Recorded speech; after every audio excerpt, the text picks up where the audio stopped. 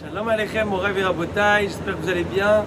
Aujourd'hui, nous allons traiter de la paracha de la semaine, paracha de Shelach Lecha. Alors là, on va essayer de trouver un rapport et un lien conducteur entre le début de la paracha et le maftir. Le début de la paracha parle de Shelach Lecha, comme son nom l'indique, envoie pour toi. Akadosh Baruch Hu va donner l'accord à Moshe Rabbeinu et la permission d'envoyer des espions, des explorateurs, pour découvrir la terre d'Israël. Il va envoyer les chefs de tribus, dont les fameux Yehoshua ben Nun et Caleb ben Yefouné, puis les autres. Et comme vous le savez, malheureusement, cette histoire va mal se terminer. Ils vont parler du Lachon Hara de la terre d'Israël, à part Caleb et Yehoshua, bien sûr. Tous les autres vont affoler les bénis Israël à leur retour. Ils vont rapporter avec eux des fruits, de géants fruits. Ils vont dresser un tableau noir d'Eretz Israël. Les gens là-bas sont des géants, on ne pourra pas les combattre, c'est impossible de conquérir cette terre. Et automatiquement, ils vont affoler toute la population, tous les bénis Israël, et Vaïssa, Kola Eda et Kola, et tout le monde va pleurer. Et c'était quel jour? C'était Tisha B'Av.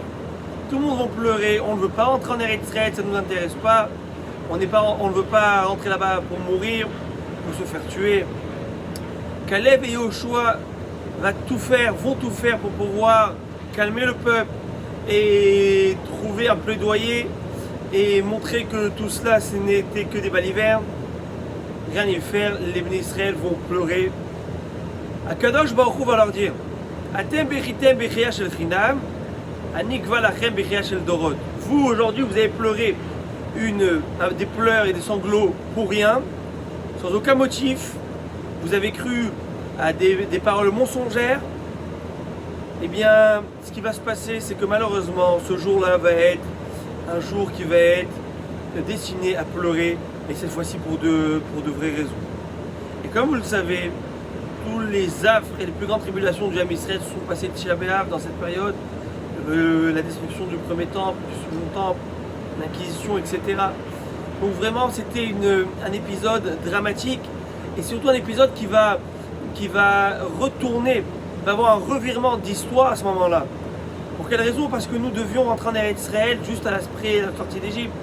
Mais à cause de cet incident, Akadosh Baruch Hu va leur promettre et va leur jurer que les bénis Israël ne vont pas rentrer en Eretz Israël, que cette génération ne rentrera pas, et ça ne sera que leurs enfants qui rentreront et qui profiteront de la terre d'Israël. Et c'est donc qu'après 40 ans d'errance dans le désert que les bénis Israël vont rentrer. Comment ça va se passer? Eh bien, chaque veille de Tisha B'Av, c'est 600 000 hommes âgés de 20 à 60 ans à cette époque, à l'époque de l'épisode des Miraglim, qui étaient âgés de cette âge-ci, vont creuser leur tombe. Et c'est là que tout le monde s'enterrait, rentrait dans ces tombes. Et le matin, on disait Ibadelu Chaim Minametim, que les vivants se lèvent. Et il y avait chaque année 15 000 morts. Les vivants se relevaient et on mettait la terre sur les morts, sur ceux qui ne se relevaient pas. Et c'était vraiment une tragédie. C'est ce qui se passait chaque Tisha B'Av depuis cette période. On va essayer de comprendre pourquoi les bénis Israël, comment ça se fait que les Meiraglim, que ces Nessiim, ces hommes qui ont été des explorateurs, qui étaient des personnes importantes, qui étaient des personnes anachim, comme Rachid nous dit, des hommes avec un H majuscule, des Kesherim, des gens cachers. Et si Moshe Rabbeinu les a choisis pour explorer la terre d'Israël, c'est parce que c'est de bonnes personnes. Comment ça se fait que ces personnes sont tombées dans cette faute, la faute du Lachon Hara? Et comme Chachamim vont nous dire que la paracha de Shelach Lecha est juxtaposée à la paracha de Myriam, du Lachon Hara de Myriam, pour nous dire que ces Rechaïm n'ont pas vu quelle est la punition d'une personne qui parle du Lachon Hara. Myriam a parlé du Lachon Hara, a été frappée. Ils auraient dû prendre une leçon de moussard, de morale, et comprendre qu'il ne faut pas parler du Lachon Hara. Et ils se sont permis de parler du Lachon Hara sur la terre d'Israël, sur cette terre où Akadosh Baruch Hu a promis que coule le lait et le miel, une Eretz Tova, une bonne terre. Et ils se sont permis de remettre en question les propos d'Akadosh Baruch Hu. Ils ont été explorés, non pas pour voir la stratégie à adopter pour pouvoir conquérir, mais pour remettre en question la parole de Dieu. Alors, il faut savoir que nos Chachamim nous enseignent, c'est que ces Nessiim, ces Philarques, ces chefs de tribu, avaient une idée en tête. Quelle idée? c'est que dès le départ, ils sont partis défaitistes. Dès le départ, ils sont partis avec l'idée, avec un regard subjectif, un regard mauvais sur la terre d'Israël. Pourquoi donc? Parce que dans le désert, c'était des Nissim. Dans le désert, ils avaient un statut social très élevé, un rang social élevé. C'était les chefs de tribu. Mais ils savaient que lorsqu'on va rentrer en Eretz Israël, il va y avoir un roi. Automatiquement, ils vont perdre leur dignité et leur rang social. Et pour ne pas perdre cela, eh bien, ils vont trouver un subterfuge qui est de parler mal de la terre d'Israël pour malheureusement mettre cette peur dans le cœur des bénis d'Israël et amener malheureusement ce projet à échouer. Regardez comment lorsqu'un homme a un regard subjectif, c'est-à-dire quoi subjectif? Ça veut dire qu'il n'est pas parti vraiment de manière impartiale, avec un regard sans aucun égoïsme derrière. Ils sont partis en Eretz Israël, voir Eretz Israël, mais ils ne voulaient pas cela. Et donc automatiquement, chaque chose qu'ils ont vue, ils l'ont mal interprétée. Je vous donne un exemple. À cette époque, à Kadosh Baruch Hu, pour pas qu'ils aient de problème avec les habitants d'Eretz Israël, lorsqu'ils étaient en train d'espionner et explorer la terre d'Israël, Akadosh Baruch Hu a envoyé la mort à quelques personnes là-bas. Pour quelle raison? Pour que les gens soient occupés à leur sépulture, soient occupés d'enterrer et ne voient pas et ne remarquent pas qu'il y a des explorateurs. Eux, comment au contraire vont traduire cela? Ils vont dire Eretz, Ochelet et Toshvea, c'est une terre où les gens meurent, où il y a des épidémies, où il y a des virus, c'est dangereux d'y vivre. Ils vont voir quoi? Ils vont voir des fruits géants, ils vont voir des choses gigantesques. À la place de quoi? De voir la grandeur qu'il y a dans ces fruits et qu'un fruit pourrait nourrir plusieurs familles. Au contraire, ils vont dire que c'est anormal, toutes les dimensions sont bizarres et c'est une terre bizarre. Donc à la place de voir les bonnes choses, comme ils avaient déjà un regard mauvais, pour quelle raison? Parce qu'ils ne voulaient pas rentrer en Israël, parce qu'ils ne voulaient pas perdre leur place, mais automatiquement, toutes choses qu'ils vont voir, à la place de bien interpréter, vont mal interpréter. D'où le Lashon Hara. Quel rapport avec la fin de la paracha? Dans la fin de la paracha, il y a l'épisode, plutôt la mitzvah des tzitzit. Cette fameuse paracha qu'on lit le matin et soir dans le schéma. Comme c'est écrit, Vayomer Hashem el Moshe, les morts, Daber la Bnei Israël, Vasulem tzitzit, Akanfe biyem dorotam. La mitzvah de mettre des franges, des tzitziot aux quatre coins de l'habit. Tout ça, c'est pourquoi les ma'an, comme c'est écrit,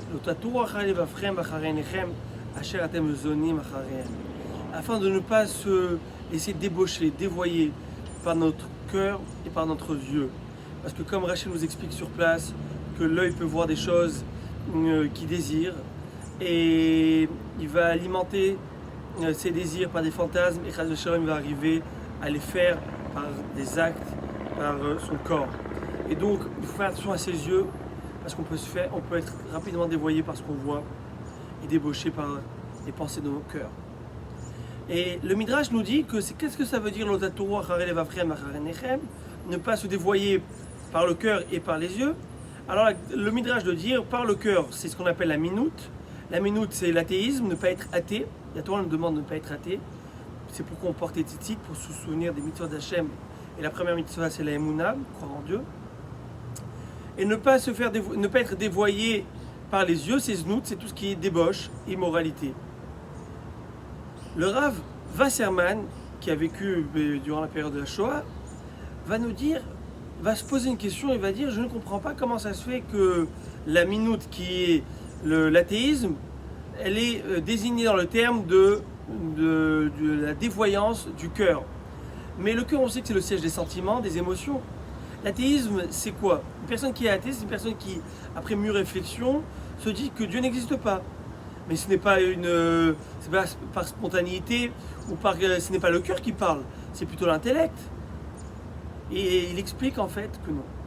Une personne qui veut faire ce qu'il veut dans la vie, et il veut se débaucher, il veut vaquer à tous ses désirs et ses passions. Le problème, c'est qu'il ne veut pas avoir des problèmes de conscience. Il ne veut pas avoir le soir, aller dormir et se dire: ah, je n'aurais pas dû faire cela aussi. Alors qu'est-ce qu'il fait? Il décide que Dieu n'existe pas. Et puis après, tout est bien plus facile. On peut faire ce que l'on veut. C'est ça l'otatou, ne pas se dévoyer par le cœur. C'est l'athéisme. Le Midrash dit l'athéisme. Qu'est-ce que ça veut dire l'athéisme? C'est-à-dire que si dans ton cœur, tu as des envies, et que tu ne veux pas te travailler, te maîtriser comme la Torah le demande, alors qu'est-ce que tu vas dire? Tu vas dire Dieu n'existe pas. Mais ça ne provient pas d'une réflexion et d'un cheminement intellectuel, parce que tout celui qui est intellectuel, tout celui qui réfléchit voit bien que Dieu existe. C'est clair. Mais levez les yeux, regardez le ciel, regardez ces arbres, ils ne sont pas venus tout seuls. Eh bien Dieu, et ce Dieu a bien un projet pour ce monde qui est la Torah. Donc en fait c'est son cœur qui parle, et ne pour pas avoir de problème de conscience, qu'est-ce qu'il dit? Il dit moi, d'après ce que je vois, d'après ce que je comprends, Dieu n'existe pas, mais ce n'est pas honnête. Alors voilà le rapport entre le début de la paracha et la fin de la paracha. C'est quoi? C'est qu'une personne peut voir Dieu, sait qu'il existe, mais étant donné qu'elle alimente son égoïsme, ses plaisirs personnels, alors elle préfère voir ce qu'elle veut voir. Mais ce n'est pas obligatoirement la vérité. C'est subjectif à ses désirs et à son égocentrisme. Voilà l'idée qui est tirée de la paracha. Faisons attention lorsqu'on va faire des actes dans notre vie, des décisions dans notre vie. Il faut réfléchir, il faut voir quel est le bon comportement à suivre selon la Torah et non pas selon ce que l'on a envie et comment on comprend chaque situation, mais comment la Torah demande et ce que Hachem nous demande. Voilà mon Rav Rabotai, Shabbat Shalom, que de bonnes choses.